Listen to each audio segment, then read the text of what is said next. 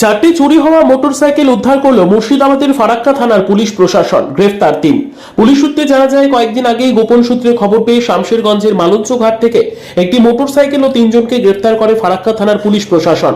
তারপর ধৃতদের জেরা করে গতকাল ধুলিয়ান স্টেশন সংলগ্ন এলাকা থেকে আরও চুরি হওয়া 3টি মোটরসাইকেল উদ্ধার করে।